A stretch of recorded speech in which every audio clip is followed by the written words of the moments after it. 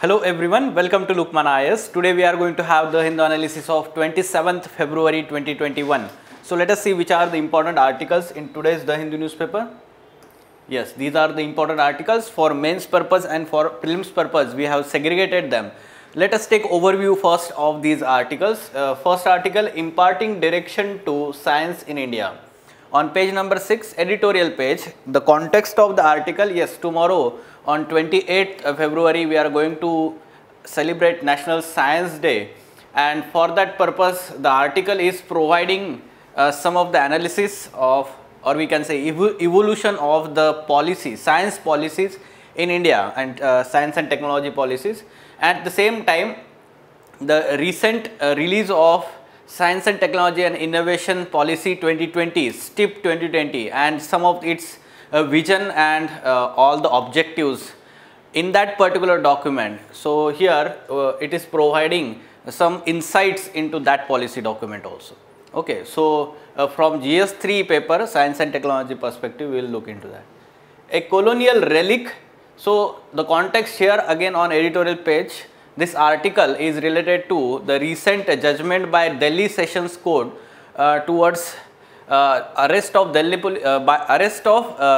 climate activist Miss Disha Ravi by Delhi police. So she has been given bail by Delhi Sessions Court, and yes, some of the inputs regarding sedition, we can say particular charge against the accused here. So the article here is saying that that particular sedition section 124A of IPC is colonial era, and we should abandon that, or we can say it should be struck down. India China agreed to establish new hotline. Now recently there was telephonic conversation between the external ministers, foreign ministers of both countries, and they have agreed to establish new hotline at the ministerial level.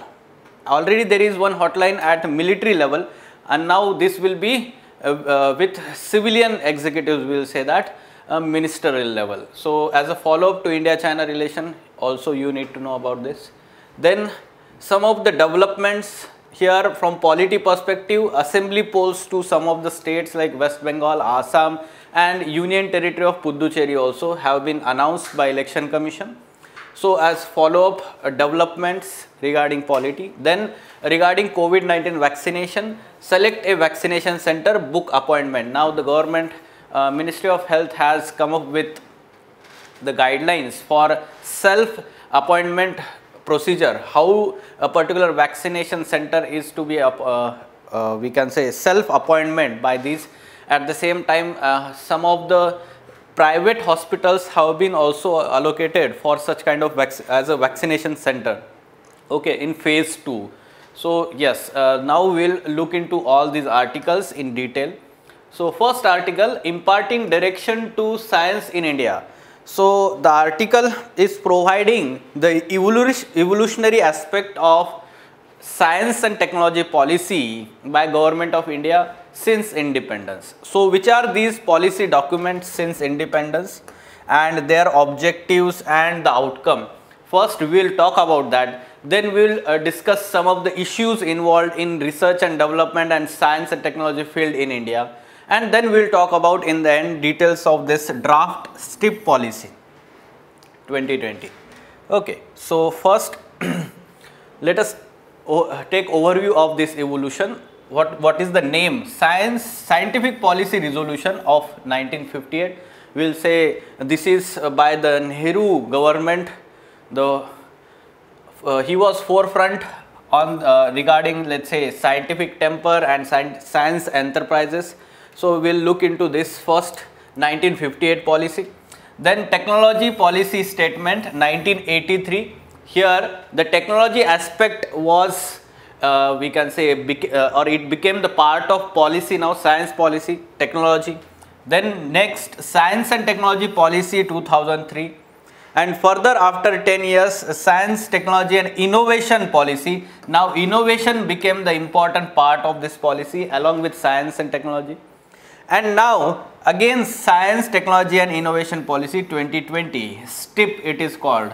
Okay, and now the draft has been released recently. Okay, so it is not finalized yet, but we will look into some of the provisions of this policy. Okay, so let us see what are the objectives or salient features of these policy documents and outcome. So first and foremost, this particular document, first science policy in India, 1958, it is scientific policy resolution. It had features like making the people, or we can say developing scientific temper and scientific enterprises among the we can say, or in cultivation of such kind of scientific enterprises and scientific temper among the people. This was the salient feature, and opportunities for scientific activity and we can say dissemination of knowledge here. Okay, so this was the focus here. What was the outcome of this policy in further years is that it led to foundation of various scientific and research organizations, institutional setup. So this is the major outcome, we can say, that emergence of several scientific organizations and laboratories, like we have seen National Physical Laboratory, NPR, right, and such scientific organizations we have CSIR and all these organizations as an outcome of this resolution. Strong foundation in R&D and higher education. Okay, so this was the outcome of this first science policy.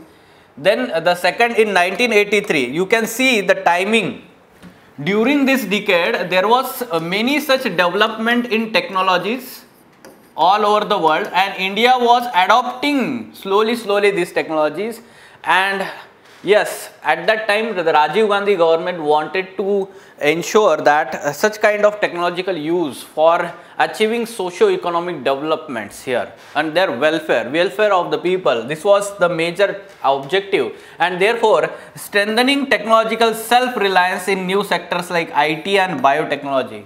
This was one of the salient feature of this policy. And yes, surely we have established Technology Development Fund, then established Technology Information Forecasting and Assessment Council, TIFAC, under this policy.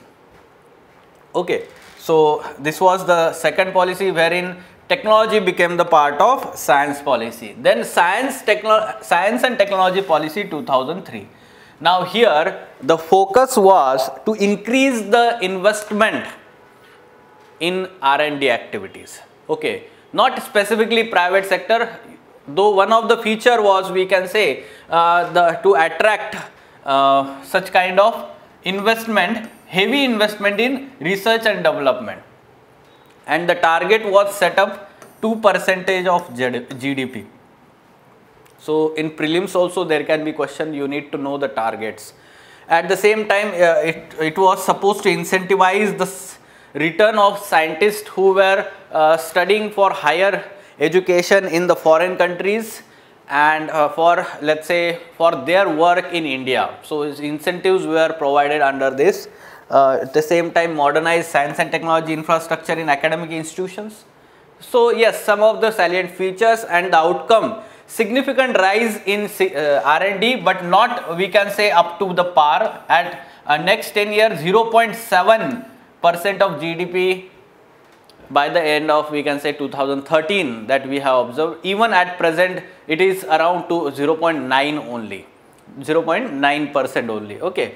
At the same time, there was a rise in India's publication ranking. Yes, many such science papers were published. At present also India is third largest country in the world to publish such peer reviewed science papers in the world.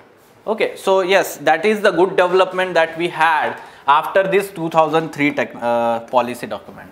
And then innovation became the important part of this science and technology policy. Therefore the name, we can see, Science, Technology and Innovation Policy. There was one question directly on this policy in mains examination GS paper. I believe it was in 2012 or 2013 something. I guess 2012 or 2013. So there was direct question on this policy, salient features of this policy. Okay, so innovation is the key, building science and technology led innovation ecosystem. This was the salient feature. Now the focus was attracting private sector in R&D. You can see here, now after liberalization, Okay, so in 2003 we did not have such kind of focus on attracting private sector, but now we are focusing on attracting private sector in R&D activities. Okay, and yes, impact a step in the right direction towards building robust national innovation ecosystem. So you need to remember that 2013 focused on innovation. So yes, many such startup led or started in India. India's leadership and participation in global mega science initiatives. So that is also good development. Joint research and development activities also started among the countries and collaboration with India. And now you need to know some of the issues involved here.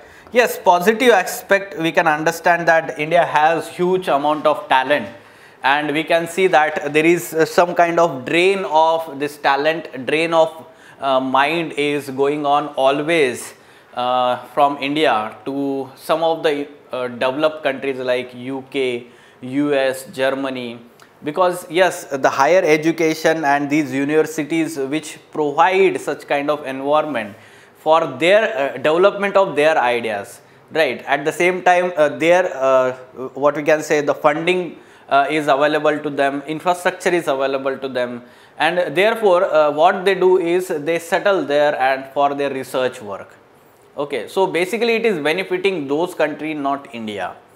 Even though the scientists are receiving some recognition, however, it is not benefiting India, right? This has been the trend always. And yes, the present government wants wants to stop that brain drain kind of concept, we can say here. So you need to remember this. And the other such positive development, we have just now talked about this, that this particular report 2019 by National Science Foundation of US, it says that India is the third largest country which publishes peer-reviewed science papers and engineering papers, we can say. Okay, so or journals. So after US and China, now this is good development. However, the same report also says that the quality of these articles is not that good, not impactful. Okay, so this is the concern. First concern, publications are not impactful. The second important concern, you have to understand that though the research work is going on, but the patent applications are not up to the mark. Okay, so as compared to US and China, we have very moderate levels of the patent according to WIPO 2019 report. Okay, we will also talk about this organization for prelims perspective, World Intellectual Property Organization. This report 2019, it said that yes, as compared to US and China, the international patents application are very less by India. At the same time, the gross domestic investment or expenditure in R&D sector is also less as compared to this country. It's currently about 0.6% of GDP. Sorry, earlier I said 0.9, but it is 0.6% of GDP of the country at present. Okay, so to some extent we can say that 0.7 हुआ था, but अभी ये कम हुआ है. It has reduced. Okay, so but we need to verify this fact, but at present we can take it from this article. Then as compared to the investment in US there is more than 2%, and China also, and in Israel it is more than 4%. You can understand the kind of investment that is happening in expenditure that is happening in science and technology field or research and development field. In addition to that, we can also talk about brain drain phenomenon, lack of sufficient and quality infrastructure available to the scientists. Also the problem is bureaucratization,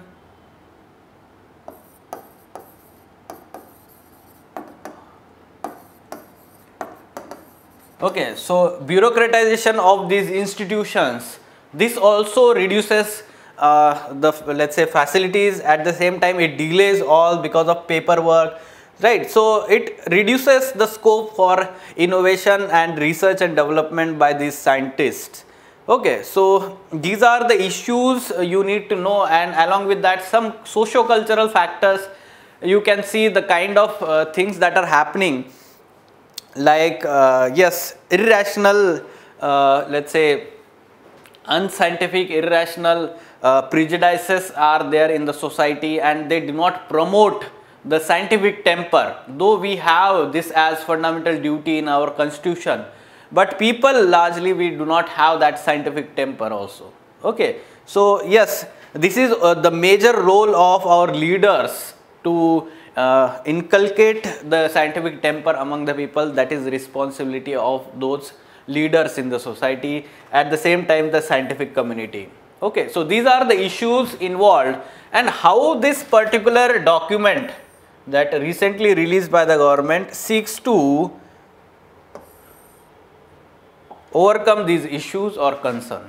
Okay, the vision of this draft Science, Technology and Innovation Policy 2020 STIP it is talking about. Okay, so the major we can say that the vision document double the number of full-time equivalent researchers, also double the gross expenditure in the research and development, and double the private sector investment or private sector contribution every 5 years.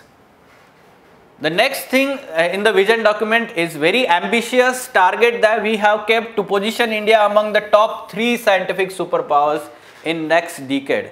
Yes, this is surely ambitious, but yes, we need to have such high targets so that we work to achieve them.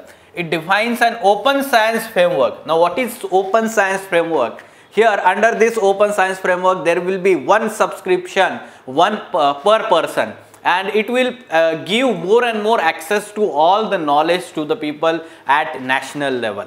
Okay, so this is good thing we can say for improving access to the knowledge. In addition to that, it will provide, it defines strategies to improve funding and for participation in research activities, especially by private sector.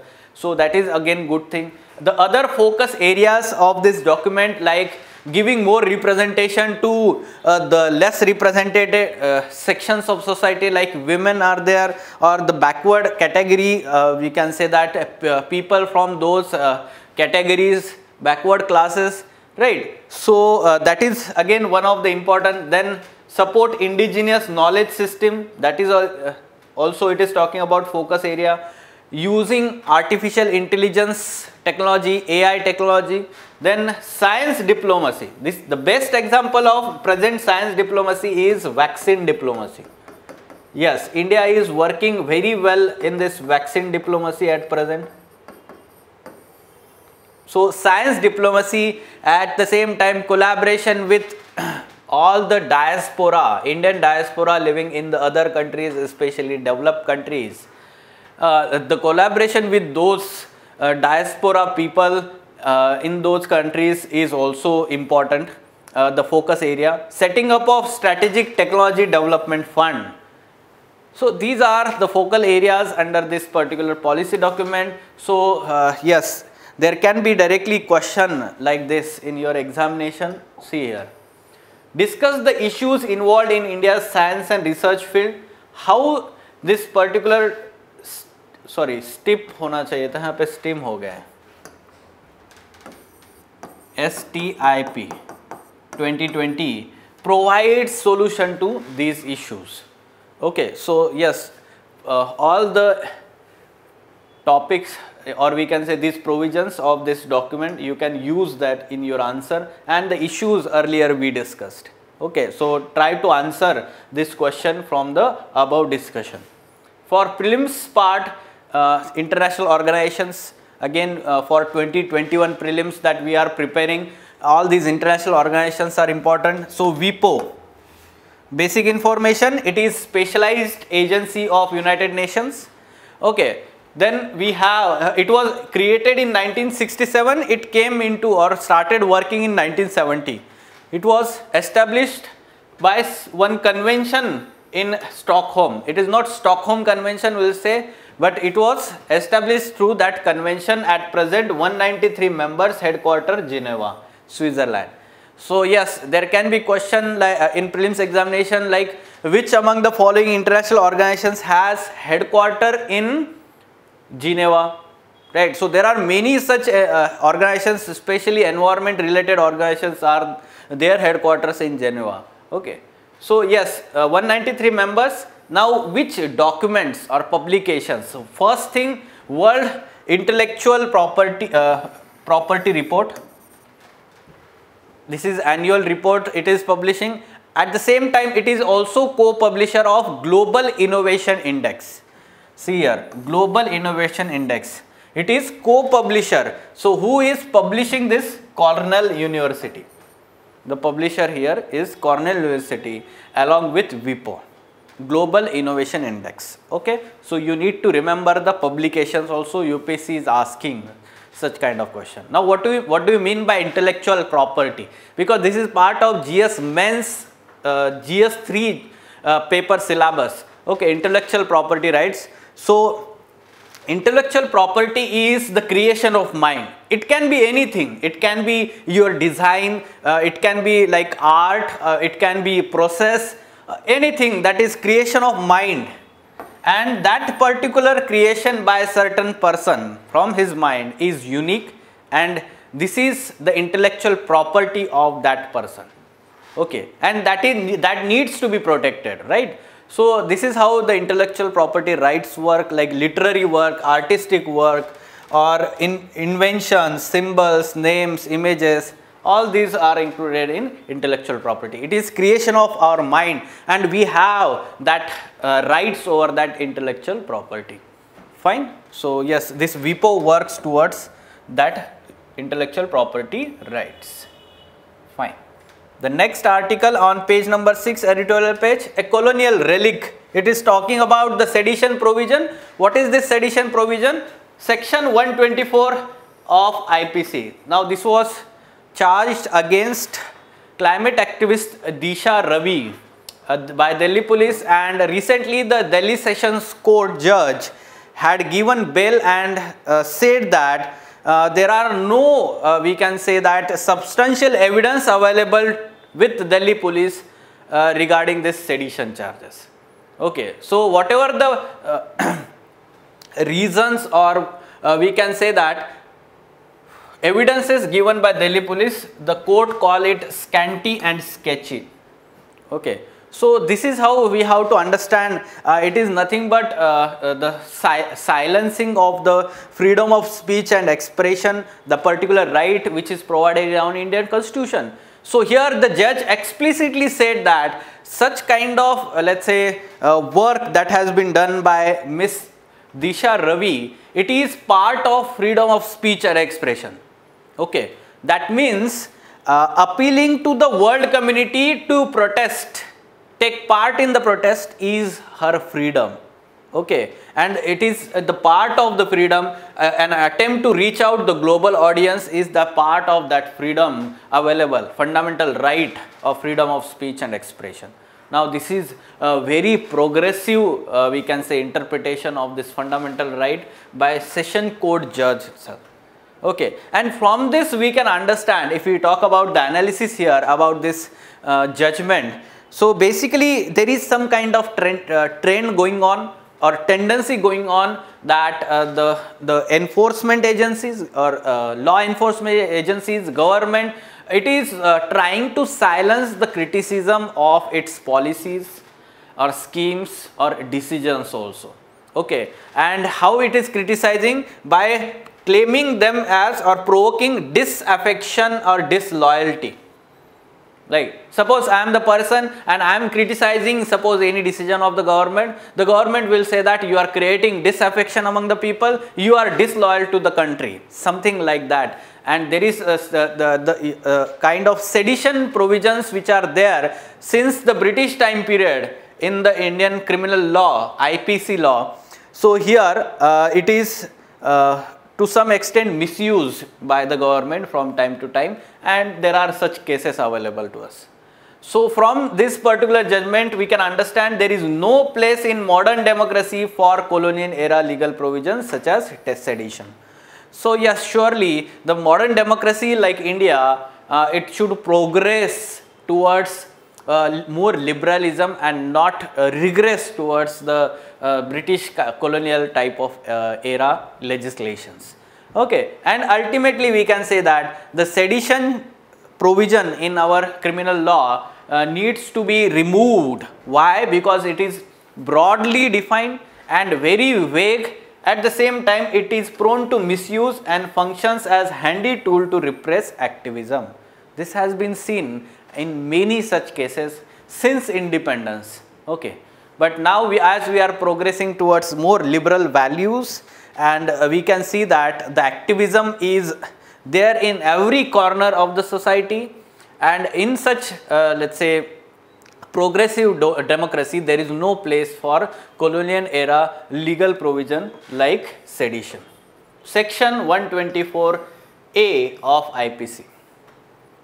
Fine. So this discussion you need to know about, and at the same time you need to give reference to this particular case when we talk about sedition provision. Fine. Okay. Moving on, now some of the follow-up, like India China agreed to establish new hotline. This particular hotline, why these two countries have agreed to establish new hotline? Because of the backdrop of the kind of standoff that happened in last 1 year. There is need of, let's say, faster communication, clear communication among the leaders of two countries, right? So that's why the new hotline has been created at the ministerial level now. So already there is hotline available, that is at military hotline between Indian Army Director General of Military Operations and China's Western Theater Command. This hotline is there. However, it has not been successful in reducing the tensions that we have seen in last 1 year, right? So therefore the need was felt to reduce such kind of tensions or solve them immediately. So new hotline has been established here. At the same time, both ministers, external ministers, have said that two sides stress need to advance the boundary talks to build up mutual trust and realize peace and tranquility in the border area. Use these words in your mains examination answer, like mutual trust and peace and tranquility in border area. Always give these words in your answer whenever the question is related to India-China relations. Okay, mutual trust, then peace and tranquility in border area. India-Pakistan, India-China relation. Always use these words in your conclusion part per se. Okay. Yes. So now some prelims related developments. Yes. Factual data, or we can say about these polity related developments, that in 5 states assembly elections have been announced: Tamil Nadu, Kerala, West Bengal, Assam and Union Territory of Puducherry. Along with these 5 states, or we can say 4 states and 1 union territory, we can say for 2 more seats or by elections to Lok Sabha seats, 2 seats, which are these: Malappuram in Kerala, Kanyakumari in Tamil Nadu. Okay, so by polls to these 2 Lok Sabha seats will be also simultaneously conducted. Some brief idea about number of constituencies in these states, like in Tamil Nadu we have 234, Puducherry we have 30, in Kerala we have 140, Assam 126, West Bengal 294. So yes, we can understand depending on the number of people or the kind of proportion of population in those states, the number of more constituency will be there according to Delimitation Commission. Okay, in West Bengal you can see it is going to be conducted in 8 phases, while in Tamil Nadu, Puducherry and Kerala only on April 6 in 1 phase only. Okay, so yes, now one more development here is that postal ballot will not be available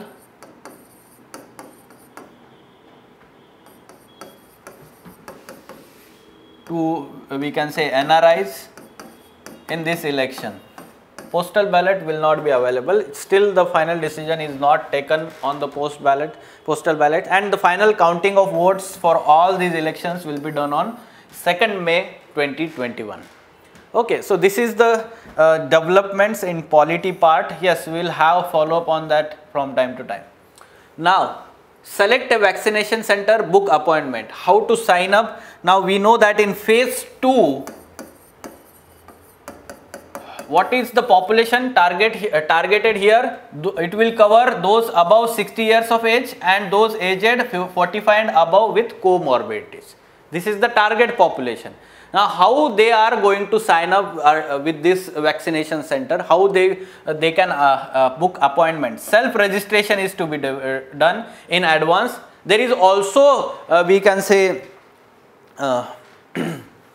walk-in appointment is also available, not always needed here the pre-booking. Rather, walk-in appointment can be given to those target groups, those people here. Beneficiaries can use CoWIN 2.0 app or Arogya Setu apps to book an appointment by choosing COVID vaccination center from the list, right? Excuse me. Okay. And list of government and private hospitals, suitable date and time, right? Now it is also available in the private hospitals. Certain vaccination centers are now available. However, there will not be free of cost vaccination in private hospital. There will be predetermined cost for such vaccine. However, at the government centers, there will be free of cost vaccine given to people. On-site registration is also available with appropriate document. They can come and take the appointment on-site also. Facilitated cohort registration. Specific dates will be decided by state UT government for vaccinating specific target group, and ID proofs that are required. So age proof should be given, right? And comorbidity certificate are also required. And for that purpose, these documents can be given like Aadhaar, photo identity card, electoral photo identity card, or a photo ID card specified at the time of registration. So they can use this, and comorbidity certificate by any hospital, certified hospital, that can be used here. Fine. So those let's say आपके parents भी होंगे, right? And yes, those at your house relatives with comorbidities, surely they need to register to this site. For that purpose, this information that is given in this article. Okay, and yes, so these were important articles from today's The Hindu newspaper. Some of the developments in for prelims examination, some for mains examination, the analysis. So make notes out of it, as these are very important topics. Okay, अगर आपको ये video पसंद आया हो तो आप इसको like कीजिए, कमेंट कीजिए, हमें बताइए आपको कैसा लगा है video. At the same time share कीजिए इसे आपके फ्रेंड्स के साथ, एंड साथ ही साथ सब्सक्राइब कीजिए हमारे चैनल को. At the same time, if for further information on editorial discussion classes or ED classes, wherein in-depth analysis of mains related issues and articles is done by Ansari sir and team, you can contact Lukman IAS. Thank you.